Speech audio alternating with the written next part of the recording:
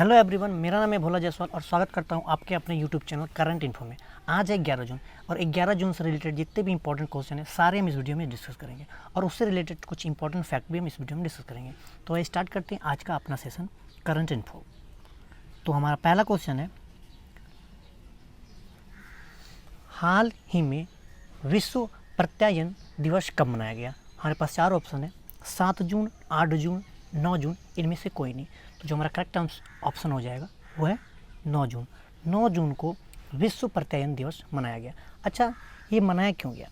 तो व्यापार और अर्थव्यवस्था में जो मान्यता मिलती है उसके महत्व को बढ़ावा देने के लिए ये दिवस मनाया गया।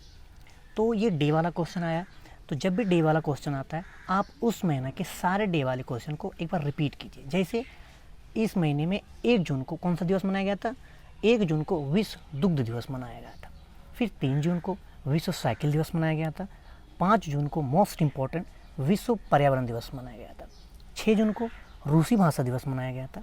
7 जून को विश्व खाद्य सुरक्षा दिवस मनाया गया था और 8 जून को विश्व महासागरीय दिवस और विश्व ब्रेन ट्यूमर दिवस मनाया गया था। तो इस क्वेश्चन से इतने सारे डे हमको याद रखना है। हम लोग बढ़ते हैं अगले क्वेश्चन की ओर। अगला क्वेश्चन है, हाल ही में AIU ने एथलीट गोमती मारुमुथु पर कितने साल के लिए प्रतिबंध लगाया? हमारे पास ऑप्शन है 4 साल, 5 साल, 6 साल, इनमें से कोई नहीं।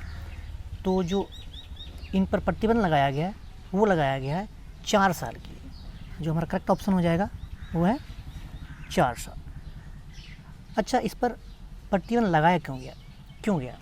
तो जो भी एथलीट होते हैं उसे एक डोपिंग टेस्ट से पास होना पड़ता है और वैसे खिलाड़ी जिन्होंने नशीली पदार्थ का सेवन किया होता है, जैसे कि ड्रग्स और भी कोई नशीली पदार्थ, तो वह डोपिंग टेस्ट में फेल हो जाते हैं, यानी कि उसका जो डोपिंग है वो पॉजिटिव आता है। तो इस कारण से उन्हें जो डिपार्टमेंट है उनका, जैसे एथलीट का डिपार्टमेंट है AIU, इन्होंने उसे प्रतिबंधित कर दिया है। वो 4 साल तक कोई भी गेम में पार्टिसिपेट नहीं कर पाएगी। अच्छा, AIU का फुल फॉर्म क्या है? तो इसका फुल फॉर्म है एथलेटिक्स इंटीग्रेटेड यूनिट। क्या है इसका full form? Athletics integrated unit. अच्छा, आखिर ये गोमती मारुमुथु चर्चा में क्यों है? क्योंकि इसने एशियन चैम्पियनशिप 2019 में 800 मीटर की जो रेस हुई थी उसमें इन्होंने गोल्ड मेडल जीता था। तो ये भी फैक्ट हमको याद रखना है। हम लोग जंप करते हैं अगले क्वेश्चन की ओर।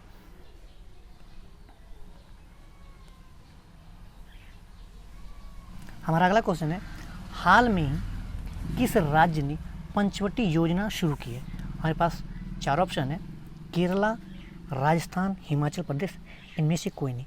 तो जो हमारा करेक्ट आंसर हो जाएगा वो है हिमाचल प्रदेश। अच्छा, इसे शुरू क्यों किया गया? तो जितने भी वृद्ध लोग हैं उनके लिए खास करके ग्रामीण क्षेत्रों में मनरेगा योजना के तहत क्या बनाया जाएगा? पार्क और उद्यान, जहाँ पर जाके वृद्ध लोग शुद्ध ऑक्सीजन ले पाएंगे, वहाँ पर बैठकर आराम कर पाएंगे। तो इसके लिए इसका निर्माण किया गया है। कौन सा निर्माण? पंचवटी योजना। कहाँ शुरू किया गया? हिमाचल प्रदेश। जब बात आई हिमाचल प्रदेश तो यहाँ के बारे में हम लोग कुछ डिस्कस कर लेते हैं। जैसे कि यहाँ के CM जयराम ठाकुर हैं, राज्यपाल बंडारू दत्तात्रेय हैं और यहाँ की जो राजधानी है वो है शिमला। तो ये भी हमें याद रखना है। हम लोग बढ़ते हैं अगले क्वेश्चन की ओर। चौथा क्वेश्चन है, हाल में ही केंद्र सरकार ने बांस के आयात पर सीमा शुल्क बढ़ाकर कितने प्रतिशत कर दिया गया? हमारे पास 4 ऑप्शन है, 20%, 5, 25%, 30%, इनमें से कोई नहीं। तो एक बात, जो इससे पहले बढ़ाने से पहले जो सेवा शुल्क था वो था 10%। अब केंद्र सरकार ने इसे बढ़ाकर 25% कर दिया गया है। जो ख ऑप्शन हमारा करेक्ट आंसर हो जाएगा ख। अब अच्छा, इसे बढ़ाकर 25% किया क्यों गया? तो जितनी भी अगरबत्ती निर्माता कंपनी है वो बांस का आयात दूसरे देशों से करती थी और केंद्र सरकार चाहती है कि जो बांस अगरबत्ती निर्माता कंपनी हो स्वदेशी बांस का उपयोग करे। तो इस उद्देश्य से केंद्र सरकार ने 10% मतलब कर से बढ़ाकर 25% कर दिया गया है। क्यों? क्योंकि अगरबत्ती निर्माता कंपनी स्वदेशी बांस का उपयोग करे। तो हमें ये फैक्ट याद रखने हैं। हम लोग बढ़ते हैं अगले क्वेश्चन की ओर। हाल में ही lockdown listen learning and other stories नामक पुस्तक किसने लिखा? तो ये अभी बहुत चर्चा में है। तो इसका जो हमारा करेक्ट आंसर हो जाएगा वो है शोभा डे। शोभा डे ने listen learning and other stories नामक पुस्तक लिखा है। हम लोग बढ़ते हैं अगले क्वेश्चन की ओर।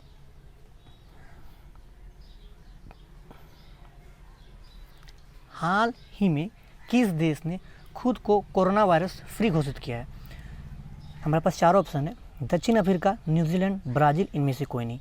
तो जो करेक्ट आंसर हो जाएगा वो क्या है? न्यूजीलैंड। न्यूजीलैंड ने हाल में ही अपने आप को कोरोना मुक्त घोषित किया गया है। अच्छा, बात आई है न्यूजीलैंड की, तो न्यूजीलैंड की जनसंख्या लगभग 50 लाख है, जो कि काफ़ी कम है। यहाँ पर जो कोरोना के मामला थे, टोटल मामला 1150 था, जिसमें कुल मिलाकर 22 का मौत हो चुका है और अभी फ़िलहाल कोई भी एक्टिव केस नहीं है। तो ये बात थी न्यूजीलैंड की। अच्छा, न्यूजीलैंड की कैपिटल क्या है? तो न्यूजीलैंड कैपिटल वेलिंगटन है और यहाँ की जो मुद्रा है वो डॉलर है और यहाँ की जो अभी फ़िलहाल में पीएम है वो है जेसिका अर्डन। तो इस क्वेश्चन से हमें इतने सारे फैक्ट को याद रखना है। हम लोग बढ़ते हैं अगले क्वेश्चन की ओर।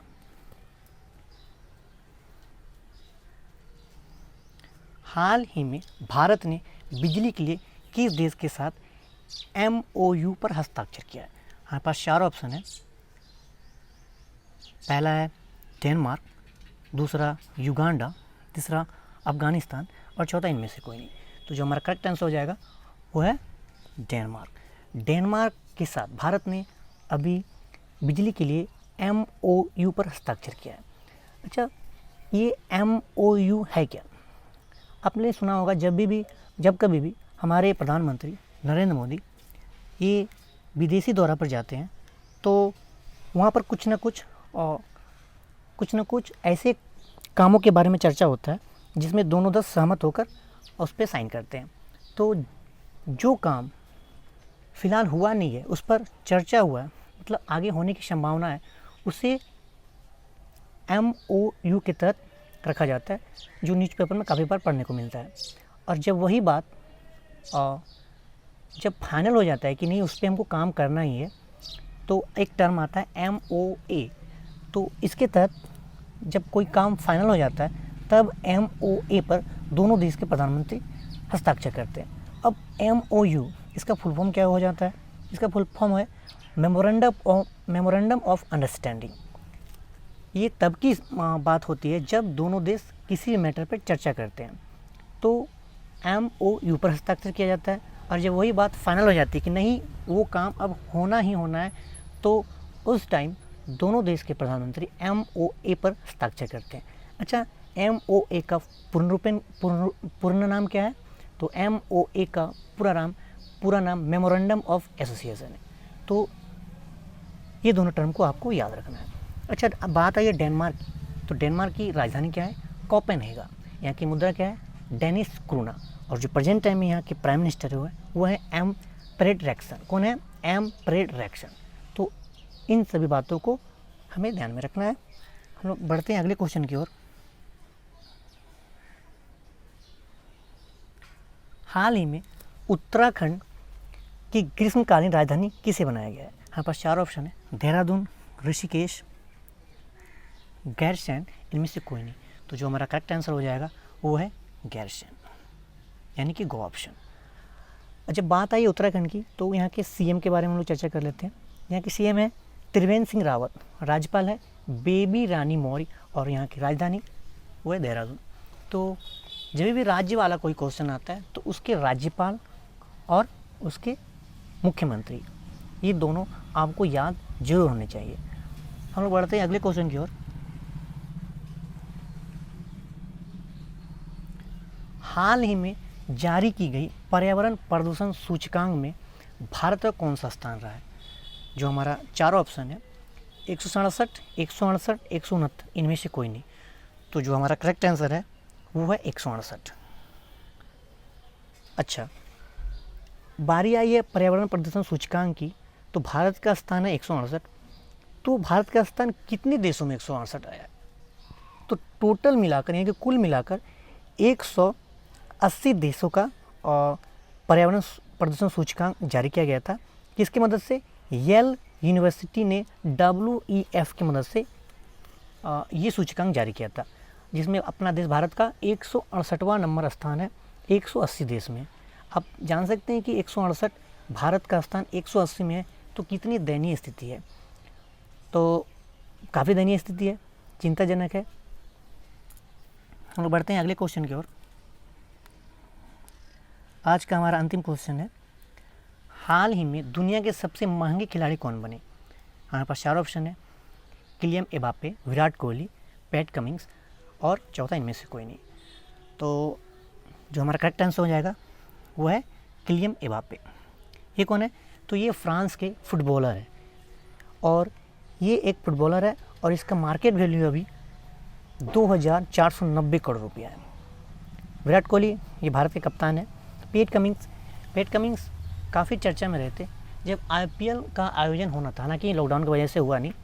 तो पैट कमिंग्स IPL के 2020 के सबसे महंगे खिलाड़ी के तौर पर खरीदे गए थे।